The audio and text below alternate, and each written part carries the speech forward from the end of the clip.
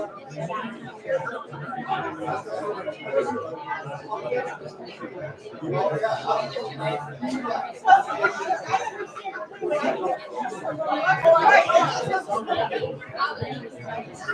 you get my mom's email?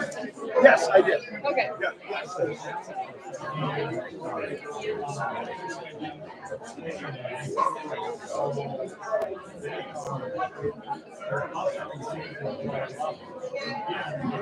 Good evening, everyone. Good evening.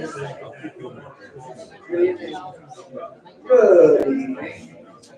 So good to see you all here today.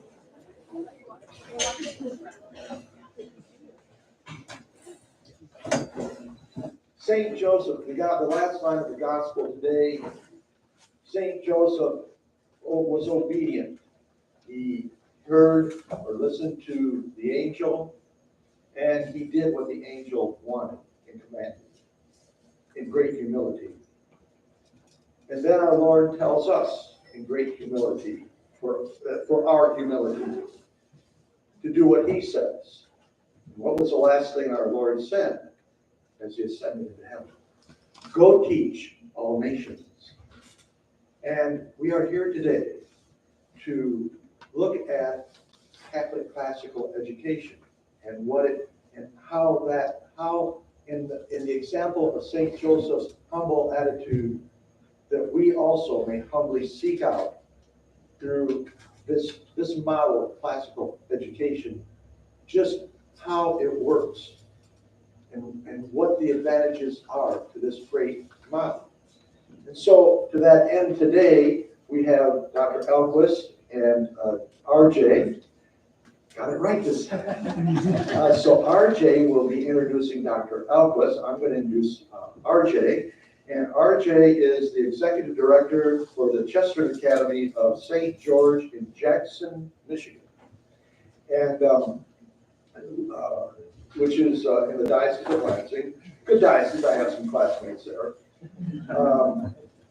He previously served as headmaster for the conversion of St. Mary's Classical Catholic School in Williamston, Michigan. So he has, just from this, and I just met him today, he has extensive credentials. And so we're so glad to have him here. And so now I will allow RJ to introduce Dr. Ahlquist.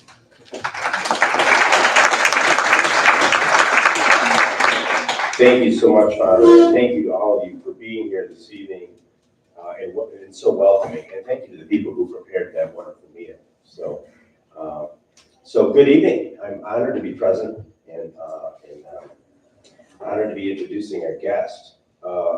If you are in the loop of classical education, and that's not necessary, for many of you, this will be the beginning of a journey, which I can attest to. I started a few short 10 years ago. But if you are, it's no surprise to inform you what a special person and speaker we have this evening. I recall poignantly that my father had an excellent education, and he was predisposed to philosophical and theological persons like G.K. Chesterton, people who make you think beyond the obvious or just even notice the obvious. Our keynote speaker this evening is clearly one of the most respected Chesterton scholars in the world.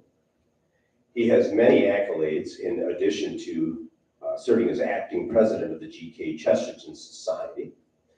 He is such a prolific writer and author of Gilbert Magazine. At this point, too many to mention, but let me just mention a few, including Common Sense 101, Lessons from G.K. Chesterton, The Complete Thinker, The Apostle of Common Sense, My Name is Lazarus, and Strange Things About Being Catholic. His books deliver a Chestertonian perspective on such topics as faith, education, love, and marriage, and unpack the wisdom of Chesterton to explain why modern man has lost his ability to think clearly.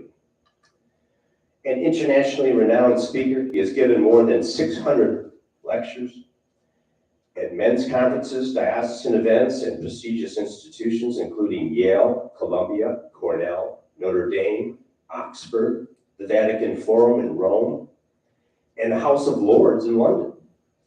He is a senior fellow at the Chesterton Library in Oxford.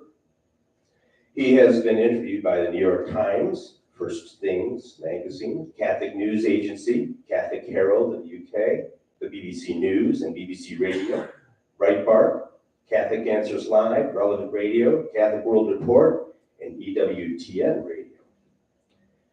His real genius, as far as we are concerned, is as co-founder of the Chesterton Academy, a new high school in Minneapolis, Minnesota, started in 2008, which has been rated, you should know, or recognized as one of the top 50 Catholic schools in the nation by the Cardinal Newman Society. His pioneering work in classical integrated education has helped develop a curriculum that is capturing the minds of parents across the country and has grown from just one in 2008 to over 62 schools currently in the US, mostly, Canada, Sierra Leone, West Africa, and San Benedetto, Italy. Here to speak to us this evening on the importance of classical education, ladies and gentlemen, please join me in welcoming Mr. Dale Ahlquist.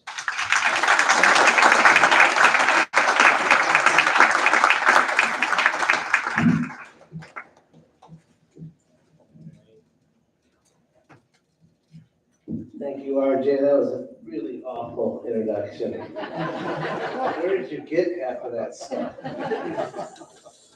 Well, it's a great blessing to be here. Let's begin in the name of the Father, Son, and the Holy Spirit.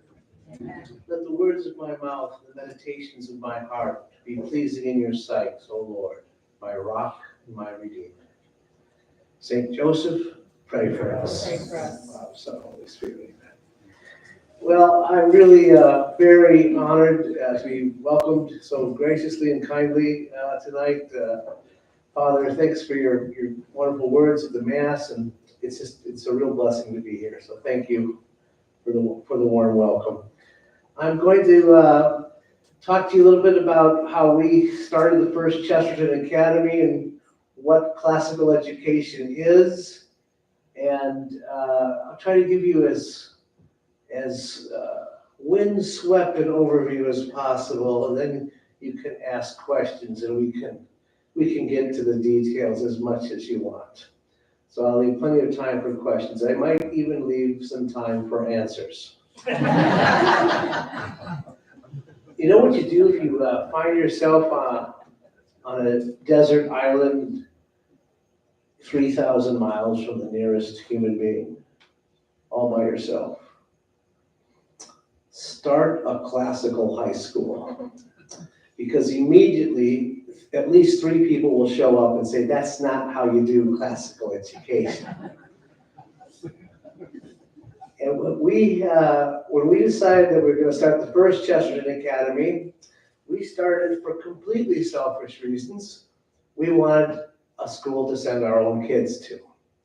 And it was a group of parents who all belonged to the same parish and had their kids going to a very fine Catholic parish school.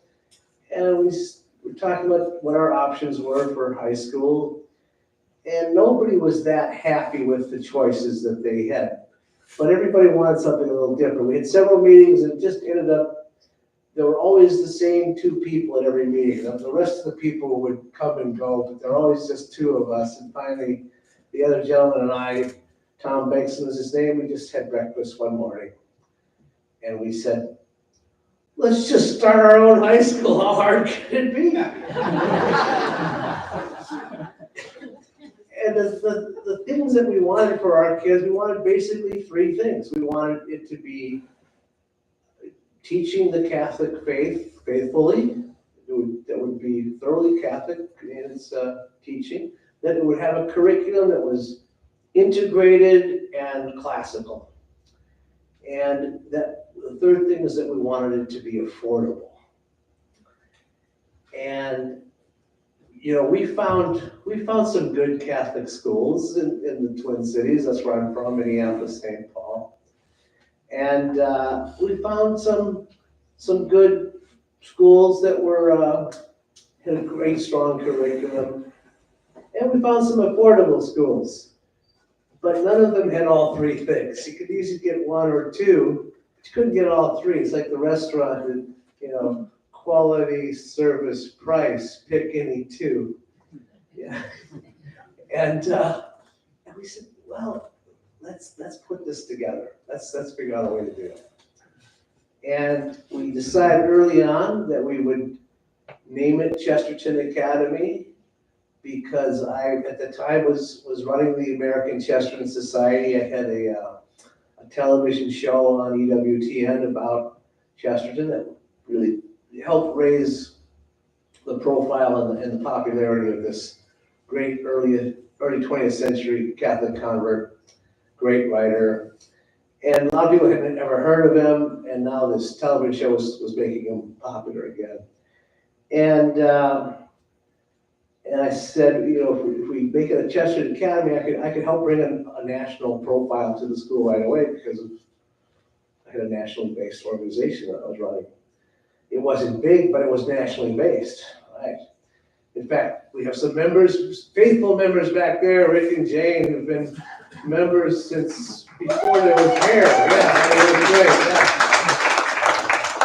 yeah. And plus I said, Chesterton is the model that we're trying to create. We're trying to create a complete thinker. That's one of the titles I've given Chesterton, complete thinker. He wrote about everything and spoke about everything, and he put it all together. And that's really one of the first characteristics of a classical education. It's integrated.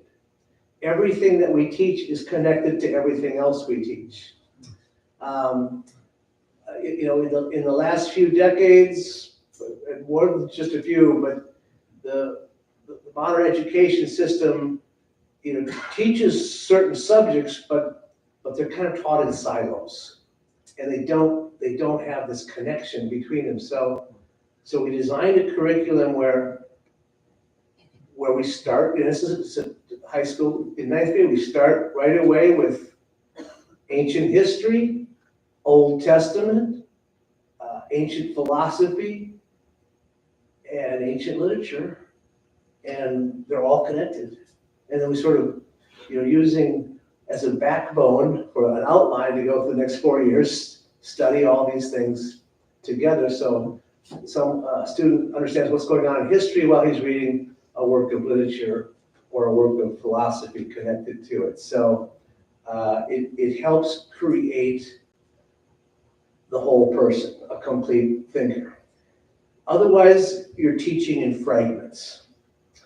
And if you have all these disconnected truths without a cohesive philosophy holding them together, it's a challenge to students' thinking. And they have to fill in blanks, and they're not equipped to do it if we don't give them the equipment to do it.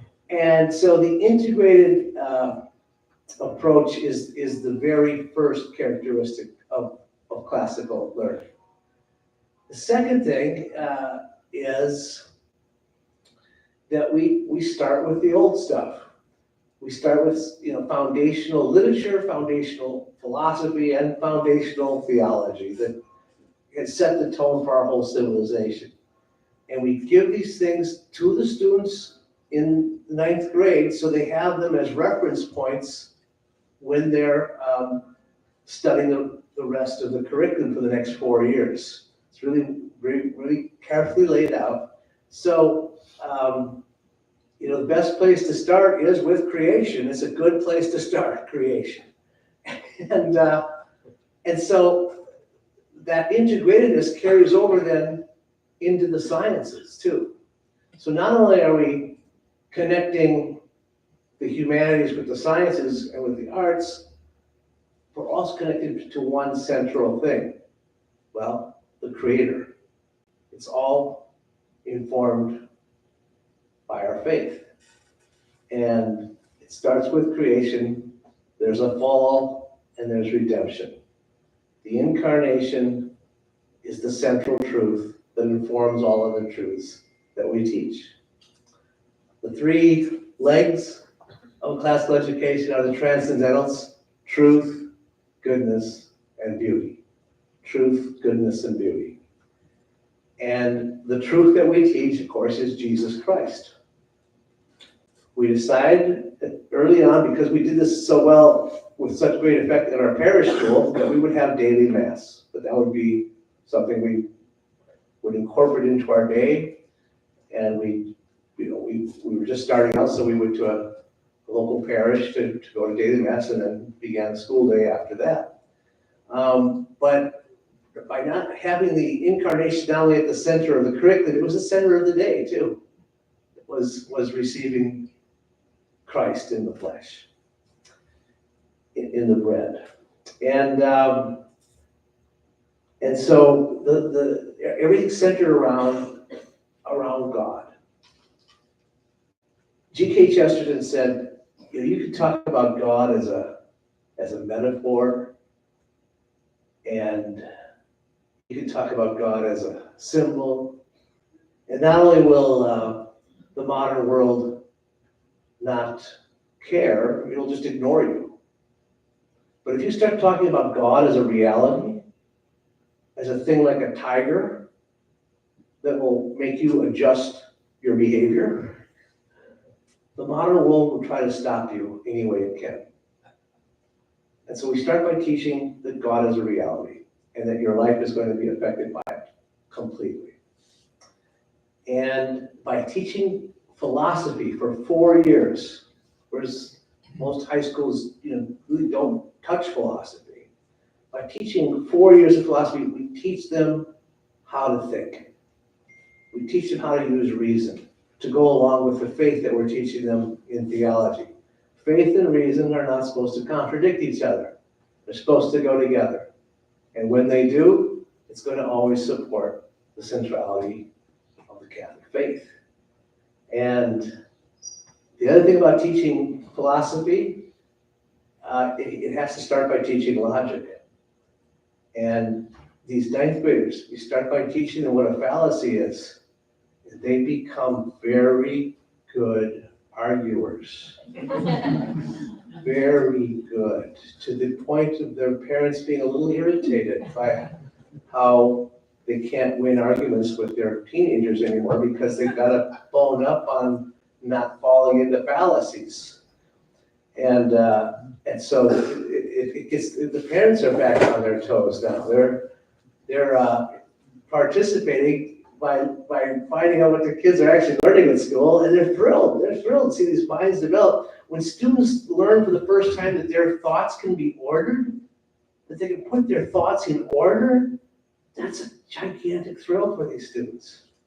When they learn from Plato that there's a connection between virtue and happiness, that if you are good, you will be happy. That starts to register for them for the first time. It's not a matter of there's just a bunch of rules and you have to follow them or not. This is how we're made. We're made for virtue, and if we fall short of it, it's going to make us miserable. So we started that first school in 2008 with 10 kids sitting around one table. 10 of the most miserable kids you've ever seen in your life. Staring vacantly out the window. Why do my parents hate me? Why would they do this to me? Do they think I'm some sort of a guinea pig? And the ironic thing is that the guinea pigs were their friends over in the public school. Because, as Chesterton said in 1910, the problem in our schools today is that students are exposed to educational philosophies that are younger than they are. Because we keep trying new things. Because the old thing isn't working. So we have a new educational philosophy to replace the old one. And that's kind of explains why our public schools have kind of just declined for pretty steadily. And in a Catholic school, we have to teach an alternative to that. And we better be teaching an alternative, because why would anyone send their kids to a Catholic school if we're not to do something different from what the public schools are doing? And of course, every Catholic school has the great blessing and advantage of teaching the incarnation. That's the thing that no other school is teaching, right? But what we tried to do with Chesterton Academy was not only give that unique thing that the Catholic Church can offer, including the sacraments themselves each day, but to put it into a classical context with this integrated approach to teaching, and to look at the great truths that have been handed down from one generation to the next. G.K. Chesterton says the definition of education is simply truth in the state of transmission. Truth in the state of transmission is passing the truth from one generation to the next. That's all. That's what education is. I have the privilege, I said travel a lot. I can't teach full time, but I get to swoop into our school every now and then and teach a Chesterton text, because we also teach Chesterton. That's the secret sauce. And so I was explaining to the freshman class a few weeks ago, this is the thing I'm explaining to you right now, this integrated approach and of how everything is connected to everything else in the school. One of the kids says, why do we study math? And of course, I was tempted to say, we study math to make you miserable. But I called upon a better part of myself. And I said, we study math because all of life is solving problems. And then the kid said, well, why do we study history?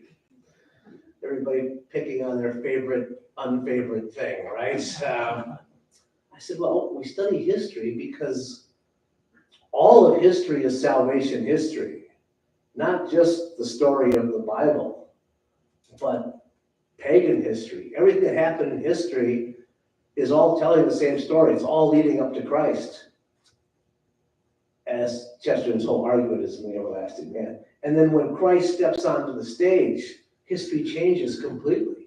And what happened afterwards can simply not be explained unless Jesus was who he said he was, the Son of God, God in the flesh.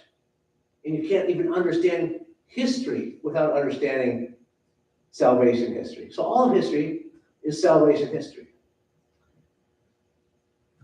Well, why do we study literature? We study literature because literature is a retelling of salvation history. It's our creative rendering of the story of salvation. It's telling the stories that might have happened, or the stories that could have happened, or the stories that will never happen, or the stories that always happen. That's why we study literature. And at that point, the line of questioning ceased.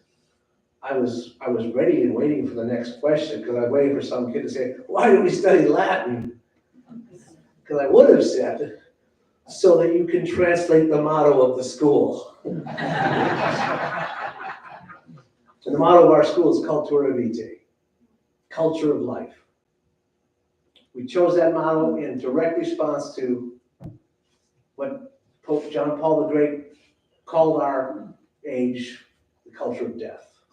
That we wanted to provide the alternative to the culture of death by teaching the culture of life. And also that we were with that declaring ourselves to be a pro-life high school and a pro-family high school. And by being pro-family, we had to keep the costs down, because you can't encourage large families to have this kind of education if you make it out of reach for them to afford. So we found ways to save money and to keep costs down. And we found that it was a challenge, but it was certainly worth it, because the cost of education is just putting good education out of reach for a lot of people. And so the other reason, though, you study Latin, by the way, is you learn your own language better when you study another language. And you certainly will learn English better by studying the language on which English is based. 60% of our language is based on Latin. And for those who will become doctors and lawyers, they'll have a head start with all the Latin terms there are in both science and law. But also, this is amazing, the great advantage of an interdisciplinary and integrated education is that students who study Latin do better at math. And you say, well, why is that, Dale? And I say, I have no idea. Except that the statistic is there. Students who study Latin do better at math.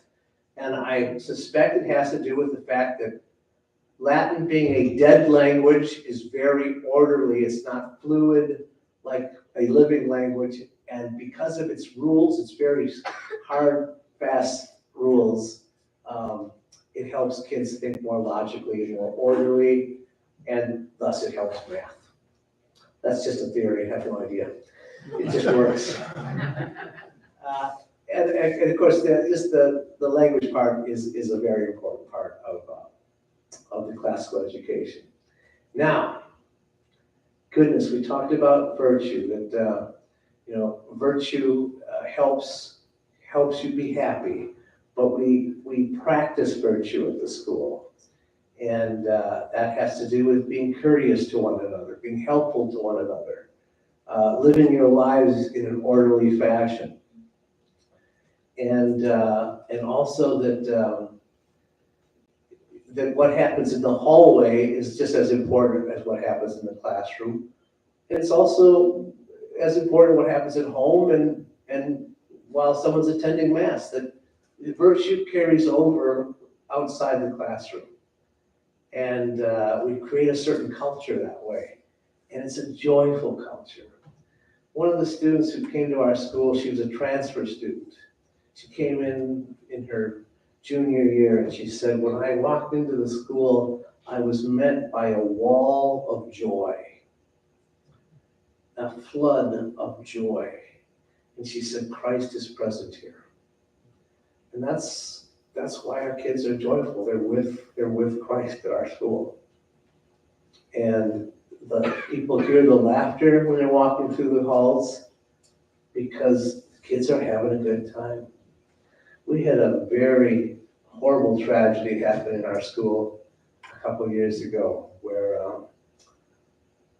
two boys who attended the school, on the second day of school, their mother took her own life.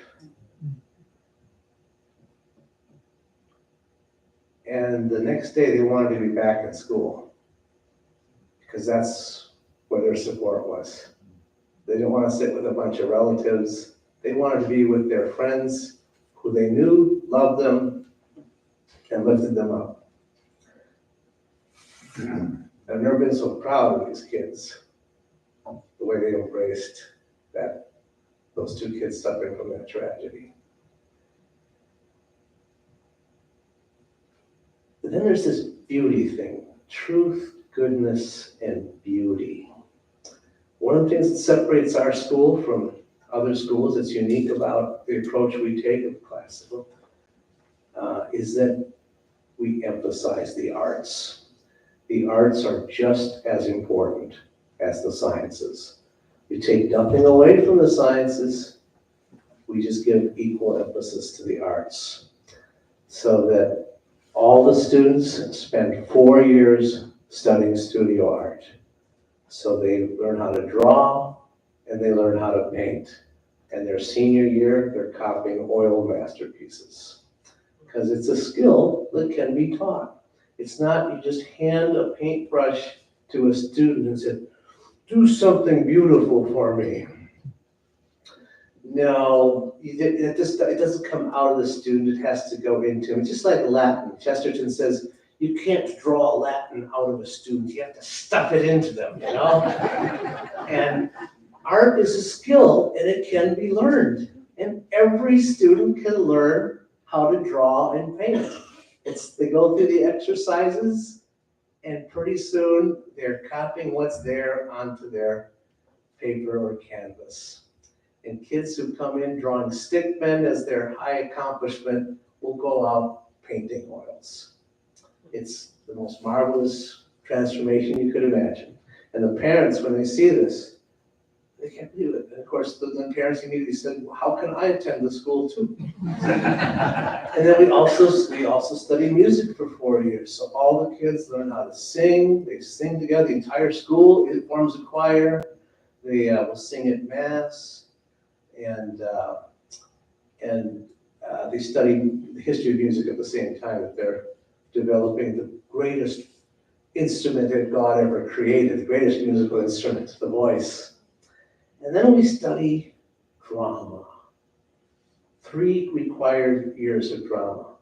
My wife, who runs the drama department at our school, she also runs the drama department at our home. But she says that drama is the most Christian of all the arts, because it's about dying to yourself and being raised as a new creature that has been made for you to be, designed for you to be, that you have to become that person. And that it is this bonding experience.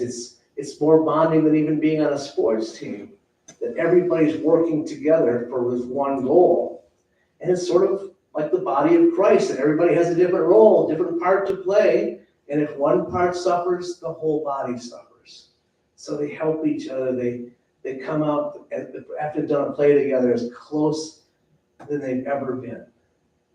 And also, it's literally about the Word becoming flesh, isn't it?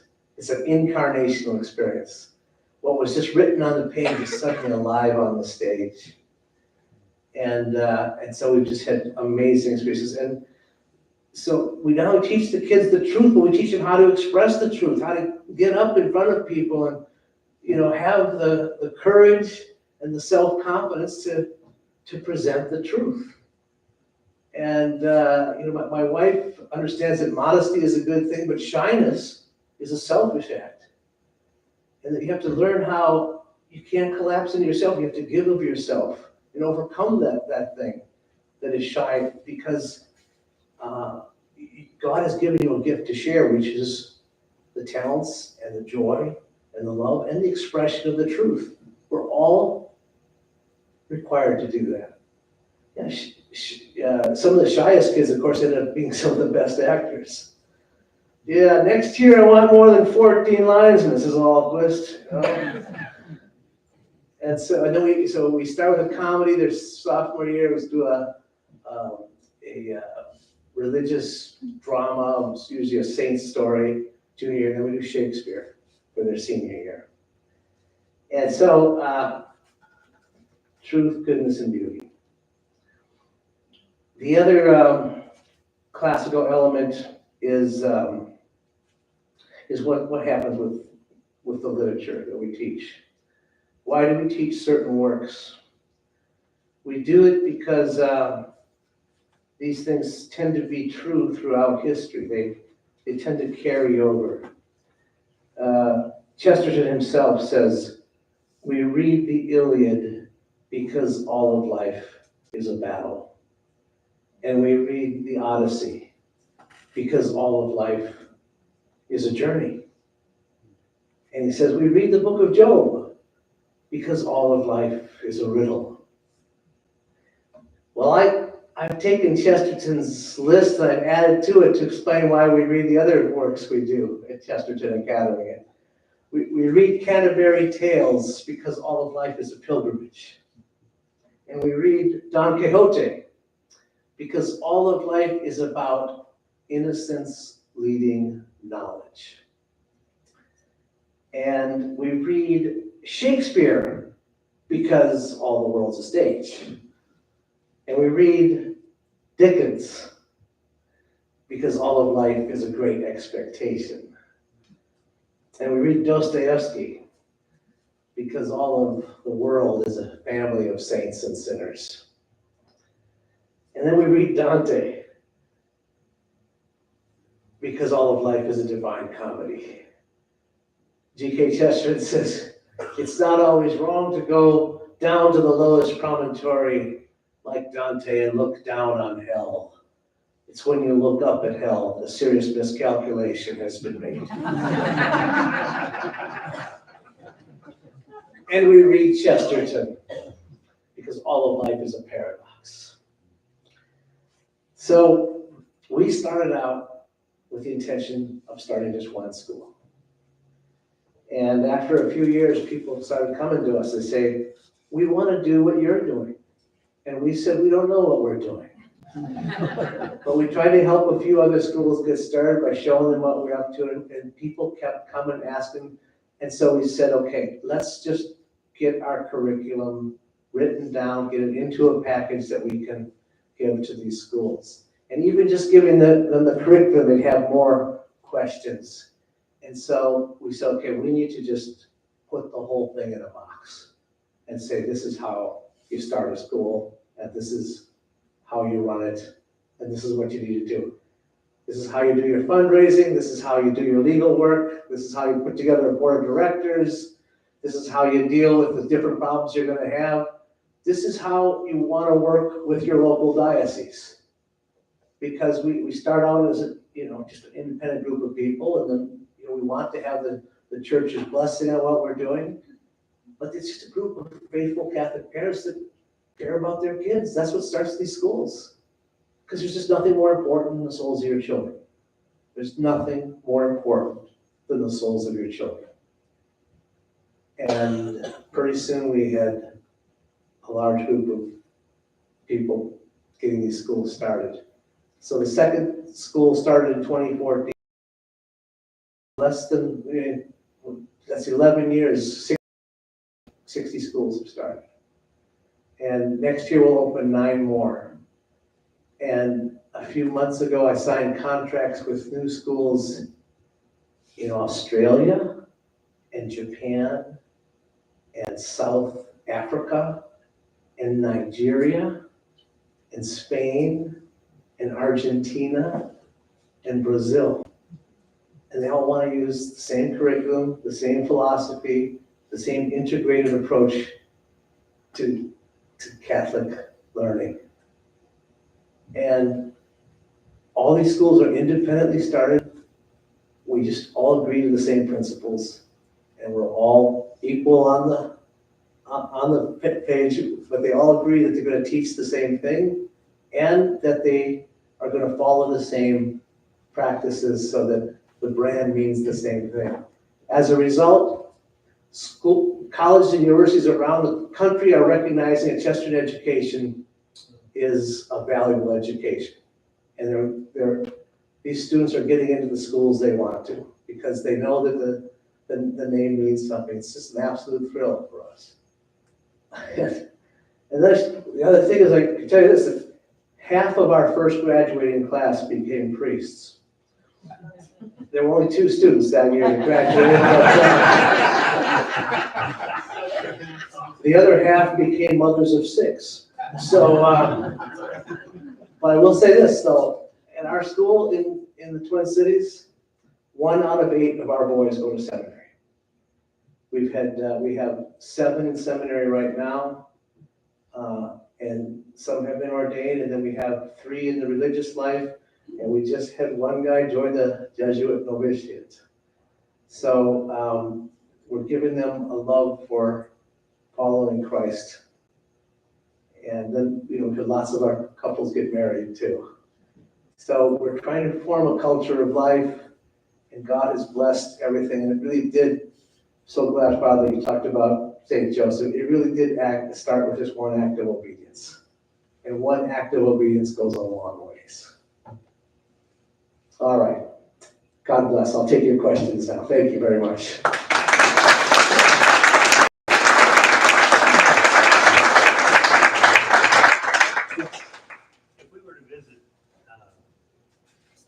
Any of the schools, would we find a class period of 50 minutes, a bell, discrete classrooms? Share a little bit about what the Sure. At our school and many schools, they follow generally the same model. We practice subsidiary, so there could be some local variations on all these. If they stray too far, we just go out and shoot them. but generally it's a 45-minute class, and we generally do have a bell. And then, the schedule looks like a jigsaw puzzle, because some classes are 3 days a week and some are 5 days a week. And But the students go from class. they go from class to class, right. Yeah. And when a school's large enough, ideally, we like to separate the students by sex too, because everyone agrees it's a better way of teaching, especially certain subjects. So, yeah. What else? You got another one, I can tell. This all night.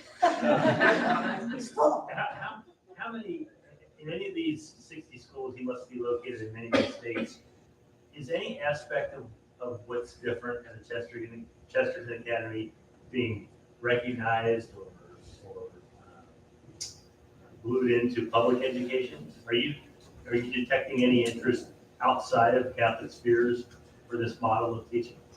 Well, I could say that I don't think there's anybody imitating a Chesterton school per se, but there's a growth of interest in classical education in the public sector too. So we're seeing classical charter schools being opened, for instance. Yeah, and then there are other Catholic classical approaches that differ from ours. We're the only ones who've come up with a system that has been duplicated, to this degree. Yeah. Yes. How hard is it to find teachers for those programs? Yeah, so when we started the first school, we had more applications for teachers than we had for students. Because there's a lot of teachers that this is exactly what they've been looking for. They've been looking for just precisely this. And but now with the growth of the schools, that's a new challenge to find teachers. And generally we draw from three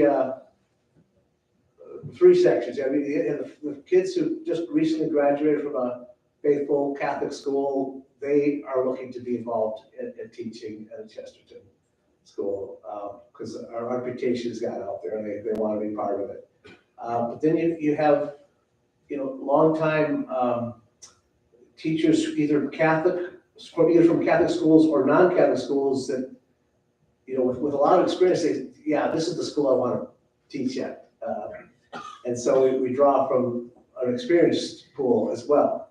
But then there's that, the third factor, that's retired professionals, and not necessarily teachers, but retired doctors and scientists and lawyers and professionals in some other field, but they have an interest in a particular subject, and they want to give part of their retirement years to working with children and bringing the thing that they've always loved and wanted to teach about into the classroom.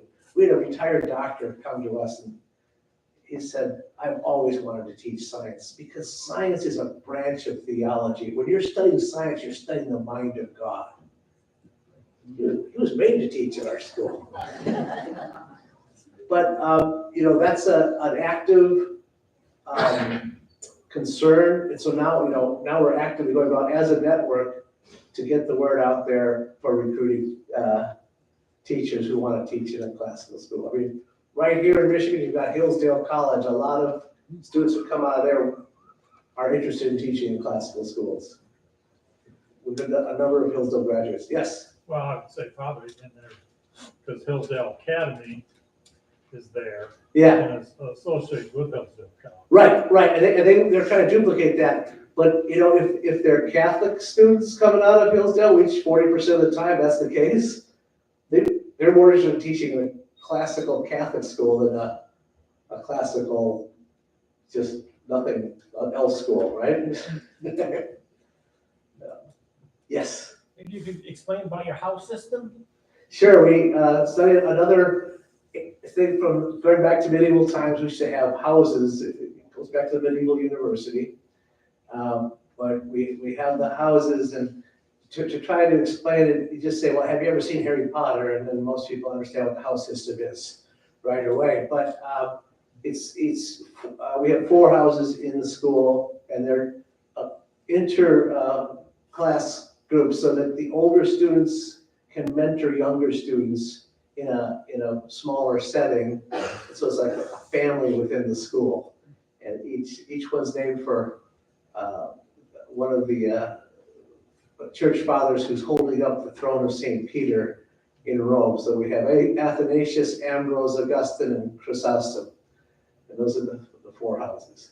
And then, of course, the people from each house, they connect with the kids from their house from other Chesterton academies, and they have a little bond that forms there too.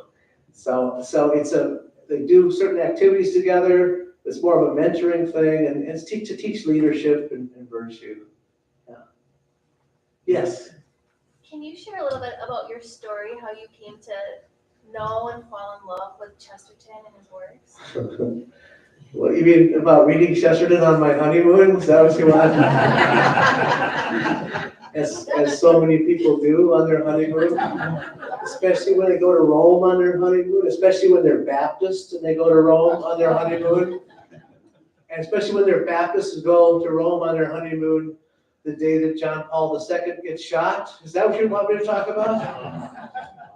Yeah, that's a good story. I should tell it sometime. But yeah, I was raised Baptist, and I was, love C.S. Lewis as Baptists do and evangelicals. And someone told me, if you like C.S. Lewis, you'll love Chesterton. And so it's kind of kept that tucked back there. Then, on my honeymoon, well, what are you going to do except read on your honeymoon? So I picked up Chesterton's book, The Everlasting Man. As my wife says, the three of us have gotten along very well. And so it just took over, and just followed it like a passion, and it brought me to the Catholic Church, and had a television show, and Chesterton is just this incredibly wise writer, but his wit and his joy are infectious, and I always say, if people read Chesterton, good things happen. Another question, yes. Talk about the wit and joy being infectious in Chesterton, and I know everyone here who's read him knows what you're talking about. When you're marketing this to families, how do you get that? They may not know Chesterton. How do you get that aspect to overcome the gloom over the word classical? Yeah, so we've put together a series of short videos to show what a Chesterton Academy looks like, and they see the students and they see that there's something going on here. I mean, the best way is to get someone into a Chesterton Academy and they see, oh, this is happy, this is good, and this is deep and profound. The fear of classical, I'm not sure what the whole basis of it is. I mean, you say gloom, and that is, I think, one of the things people are afraid of, that there's something turgid about it.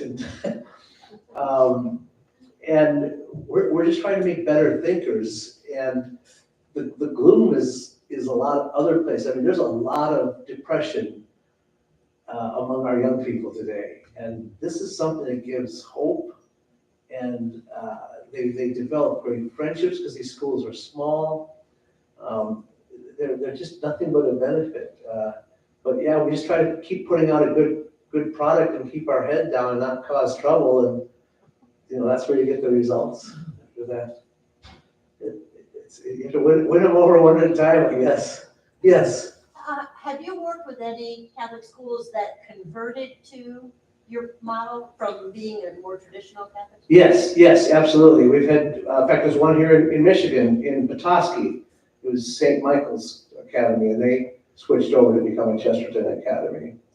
And we've also had a model that's worked where you have a very large Catholic high school, and they decided to do a Chesterton Academy track within the high school. So, say there's 800 kids in the high school, 50 or 60 will do a Chesterton Academy track. So they would take most of our curriculum and be like a baccalaureate track or something similar to that. But most of their day would be attending Chesterton Academy classes, and then they do some mixed classes with the rest of the students. Yeah. Yes, Father. Yes, to that point, to talk about the merging of use. So if you take a traditional Catholic high school and then, kind of mix it with classical, there's some feeling, that I've kind of picked up on the classical side, it feels that the influence of the traditional Catholic school will alter what the, the quote unquote purity of what they're trying. But it seems to me like that's a perfect match if you can, because you're sharing, and like you say, if the classical model helps in a greater degree students to think for themselves, it seems like that would be more infectious into the traditional end of it. Oh, yeah, go ahead, finish it. Yeah. So I guess what I'm asking is there a danger? I guess in my own mind, I don't see a danger in bringing those two models together. Yeah, as I was going to say, they're two different models, right? But, I think they can exist side by side, but, if the Chesterton model is compromised too much, you're gonna lose what's unique about it, right? But what you can, and the thing I just described, having a Chesterton Academy within another high school, that has been very effective because not all of the classes are exclusively Chesterton Academy classes. So, for instance, their science and math classes will be with the regular student body. But when they study philosophy, literature, theology, and the humanities and the arts, those will be specifically if they're in the Chesterton program. But we're trying to make that attractive to the other students. In the meantime, the Chesterton Academy students are showing something in a positive way to the rest of the school. The places where we've done it have been very successful to implement it, so it has worked. So just to follow up, that is the safeguard. Like you say, there are certain classes that are particular. Yeah. That's basically the way it was at Sacred Heart Seminary where I went. We had all these different religious orders, and there were certain common classes that they took together, but then they would go off, they'd have their own, even own dedicated chapel. Sure. Where they would go for their own classes, particular to that order Right. or whatever. So basically, and that can be done. What you described, yeah, absolutely. Yeah, that can be done. It has been done. Yeah, with great success. And of course, the advantage of doing it that way is that a standalone Chesterton Academy has to raise its own money. But if they're part of the Catholic school system, they're part of everyone's benefiting from it, right? Yeah. Yes. What is the average size of your schools and how quickly do they grow? So our very first school started with 10 kids. The year after that, only 5 of those kids came back, but we recruited 15 new kids, so we doubled our numbers. And then we went from 10 to 20 to 40, and we doubled the first 3 years. And then I was getting a little worried, because after 20 some years, the entire population of the world would be attending our school. But then it sort of leveled off, and so when your size of the school is about 70 students, 60 to 80 students, that's a comfortable size with just one section in each grade. And it's also, you're kind of at a break-even operational point. But then if you start getting more students, you start having 2 sections, you don't achieve that same economic parity until you get to at least 160 students. But then the advantage of having 2 sections in each grade is you can start having single-sex classes. That's the advantage of that. So our schools usually start out small. They can start out from anywhere from 10 students to 40 students. We've had them both. So in that range, they usually start out small. Sometimes they grow slowly. Sometimes they grow a little more quickly. We have several schools that have over 150 students right now. But generally, it takes 6 or 7 years to get to 100 students. Where are the students coming from? Are they coming from middle school, like Catholic? Sure, yeah. So I think our school is pretty typical in the Twin Cities. Probably 30% of them come from a homeschool background. probably 30 to 40% come from specific parish schools that kind of end up being feeders, because it's usually parents from those schools who help start it. So, you get some specific parish schools that become a feeder. And then the other 30% from all over the place, from individual schools, private, secular schools, and public schools. So that's usually the balance. And, the thing, what we've all seen right now, and I'm sure anybody involved with Catholic education, all students are a year behind right now because of COVID. We're still catching up from the year of education that was lost. And so we're seeing ninth graders come in who still their reading and writing and algebra is not very strong. So we have to do a lot of remedial work to get them up, so. I know that Chesterton has been the reason many people have entered the Catholic Church. I think that's continuing. In his writings presents as a mystic. I know there's been a cause for canonization. And I wonder if there's any news on that. That's still ongoing. Sure, yeah, we, by making Chester the patron of our schools, we made a specific decision that, we wanted him to be the patron because of what he represents as a complete thinker and his own joy and goodness. And we have, no doubt that his patronage has been, the reason for the success of these schools. He's played a huge role in that. And there is a bishop that has also recognized that too. And we believe that Chesterton's cause will be open before the end of the year. Yeah, because we need more fat saints. Anything else, anybody? Go ahead. Could you describe the typical governance structure of your schools? So we usually have a headmaster, and the headmaster is basically oversees everything, but has an executive director working with him, who then oversees the business end of the school, and so call a business manager, or so fundraising and all that stuff. And then the headmaster may or may not have an academic dean, but he's really in charge of the academics and making sure that the curriculum is being delivered. And then they answer to a board of directors. And board of directors, we try to encourage schools to have not just parents on the board of directors, to have some complete outsiders who will offer an impartial perspective on things. Yes. So your upperclassmen have a opportunity to take classes with Franciscan. You have a partnership. Right. Yeah. It's called the Franciscan Advantage, and several. What it is that Franciscan recognizes our classes as fulfilling their requirements, so that our philosophy and theology junior classes, if they take those and then pass a test, they get credit at Franciscan University for those classes.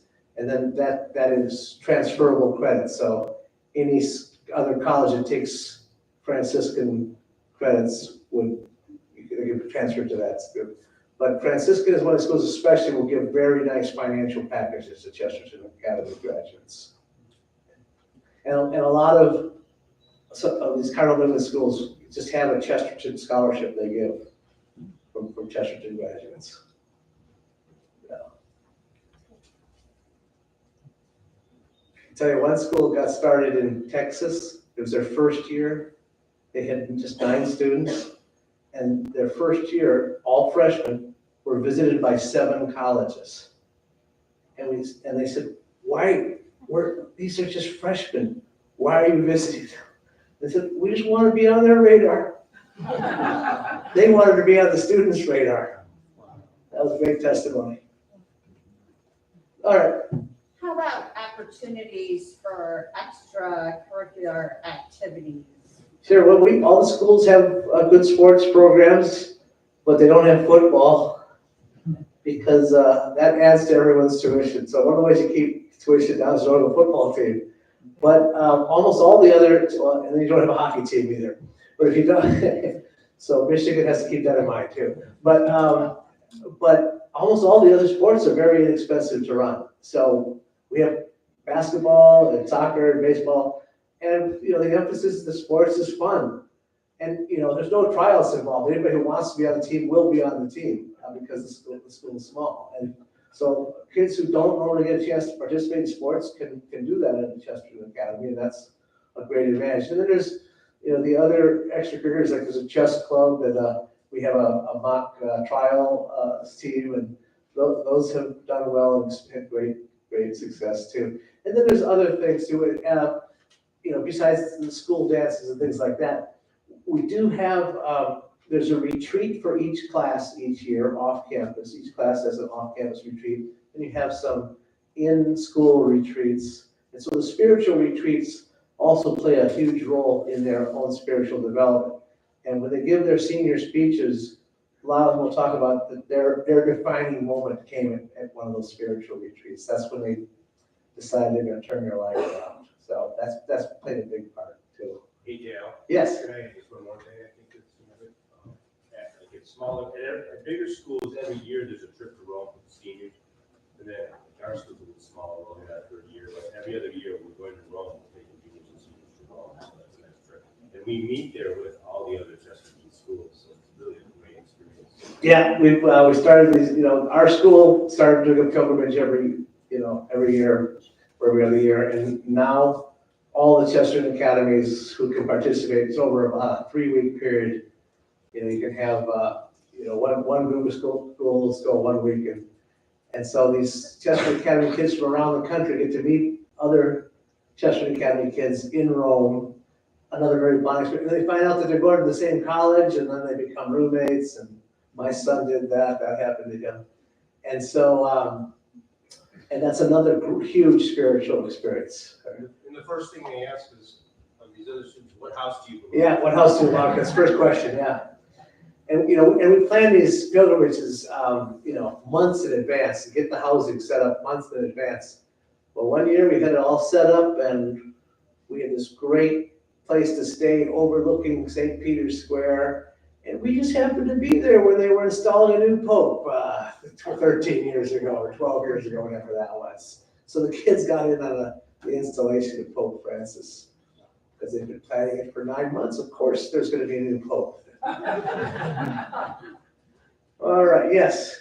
With such a rigorous curriculum, how are you able to handle, or are you learning challenges like dyslexia or ADHD or any number of? Yeah, absolutely. We're limited, limited in our resources. If it's a severe learning disability, there's really only so much we can do. It's one of the times we actually can get help from the public school system to help with those cases.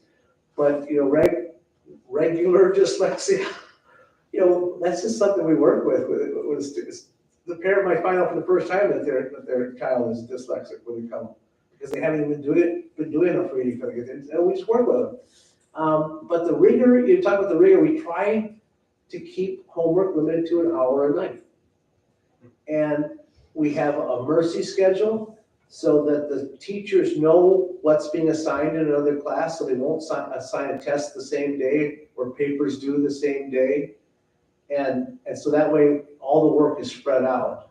And then we also create a lot of free time during the day when they can study if they want, or they can go outside for recreation time. But we try to work study periods into the week, because if we have them 7+ hours a day, we should try to accomplish most of it, the learning during that time. Yes. What is the funding model of a Chesterton school? Well, our chief fundraiser, and most schools do it this way, is they have a major gala, and they raise most of their annual budget at that one single event, and then they do other smaller fundraising appeals. But the tuition is going to pay X percentage, and the other fundraising is going to pay Y percentage. And the temptation is always to raise tuition, but some families just can't pay anymore, but some can. And it just works generally to keep the tuition lower and go to the families that can give more money, and they will generally. so. We don't want to turn anyone away for financial reasons. Yeah. Okay, and then you, Dawn. Do you have any statistics on your alumni base and like who is still practicing Catholic? Sure, thanks for asking that question. No, but we have been realizing it's time to start gathering those statistics. So we are in the process now of doing that very thing. Like we just figured out the other day how many couples have gotten married. And we just went through it and figured out that 19 couples who both attended the school, got married, went through our vocations and things like that. It's okay. Now we have to start tracing careers and all that, and literally doing questionnaires, things like that. And now's the time to start implementing that, especially with these newer schools. But I would love to answer that question better the next time it's asked. Yeah, it's a very valid question. Yeah. Dawn.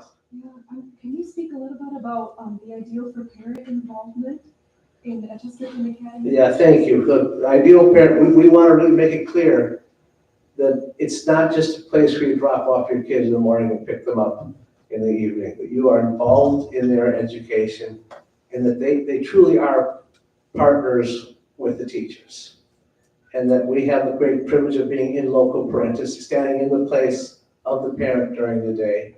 But that means they have to stand in the place of the teacher outside of the classroom so that there is this partnership. And, a lot of problems with modern education is that the parent will immediately, of course they have to watch out for their children, defend their children, but they immediately take the child's side if there's some problem, whereas we try to make it clear to the parents at the beginning of the year, look, it's you and me against those kids. We gotta stand together here. We have no chance otherwise. And it really is something. So there's lots of opportunities for parental involvement and to keep the parents actively interested in not only just the school itself, but in partnering with the teacher. And it's much easier to do when the school is small. And the danger of a school getting bigger is that the parents become a little more passive. And so we're trying to extend the house system to include parents so that the parents in the same house do activities together. Things like that, little tricks. Yes. I read something about your model that children who aren't quite so gifted, when they're involved in this model, it brings them right up. And can you explain that? Oh, well, I mean, absolutely. Acting and art is the perfect example. Some kids come in, gifted and ready to get on stage right away, or can already draw and paint.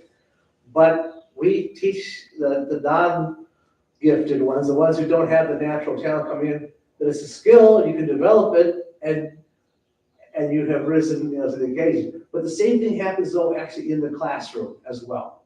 By having a discussion-based class, a Socratic method, you get students who don't generally participate. They basically have to participate. They have to start showing this willingness and alertness in the class, and they start engaging more, and then it comes out in their work, in the testing and in their papers. It's just demonstrated. But some of that confidence they get in the classroom has actually come from the theater department. All right. How often do they have that theater? So, once a week? yeah, so each play is over the course of a semester, so they have it all semester long, and then they perform it at the end of the semester. And then the other semester they're studying art. And that's how, so half the year is theater, half the year is art. Or half the year is art and the other half is theater. All right, well, if you want to buy a book, come see me over there. Thank you again for your kind attention. God bless you. Thank you very much.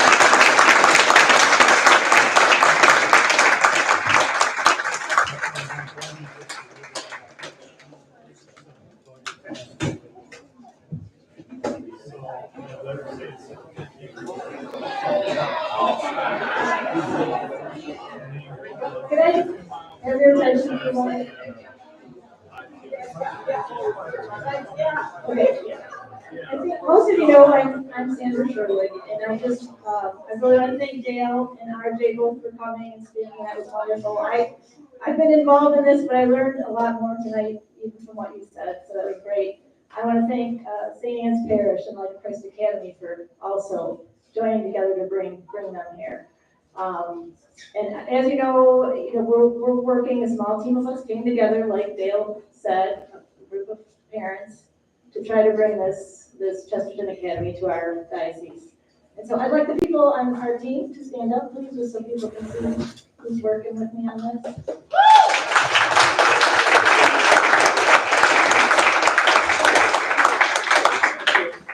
And we have some literature over there. We have some cards on the table if you're interested. We want to make, we know this needs to be a community effort. And we need as many people, people who agree with this message and who want to help us in any way. We would be interested to talk to you. We're letting God lead this whole thing. We don't know what's going to lead. There's a lot of possibilities. We don't know what it's going to end up looking like or where it's going to be, but we really, really feel classical education is a good thing and a way for us to go. So thank you all for coming so much. Thank you.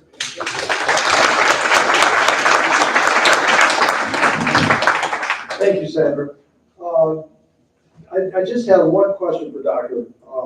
When you had all these nice sayings, why do I have to study this? Why do I have to study that? What do I say to a fourth grader or a sixth grader that comes up to me and says, why do I have to do homework?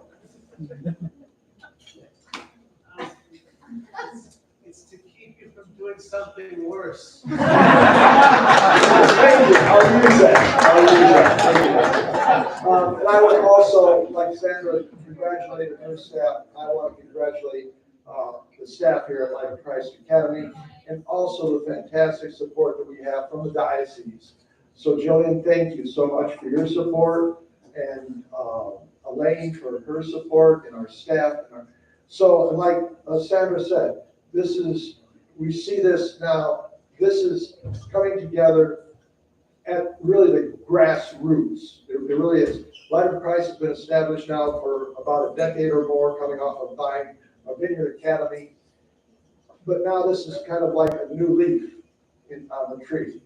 And so there's a lot of challenge there, but like Dr. Ahlquist said, the Holy Spirit is guiding us. I firmly believe that because of what's happened here and the success of Light of Christ and now the beginning of Chesterton. So I want to thank everyone for this evening, and I hope that the goal of this evening was to give a little deeper perspective of what classical education is, in particular Catholic classical education. So again, thank you, Dr. RJ, and thank all of you for being such a great part of this moving forward. So let's keep that in our prayers and in our thoughts as we move out into, and maybe make Lent, the rest of Lent, a discernment process as to how each one of us here can become more involved in classical education and in what we're doing here at Light of Christ in the Diocese of Kalamazoo. God bless you all. So now if you'll please stand for the blessing.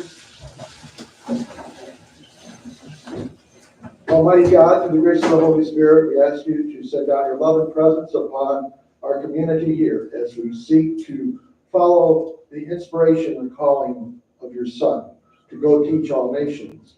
We ask you to continue to watch over us, to protect our families, and to give us the continual good graces of good health of mind, body, and soul. And Almighty God, bless us all, the Father, and the Son, and the Holy Spirit. Amen. Go in peace. Have a great, safe evening.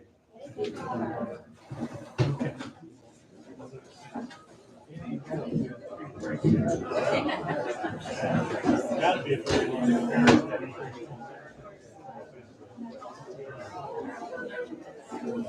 no, we're all young. So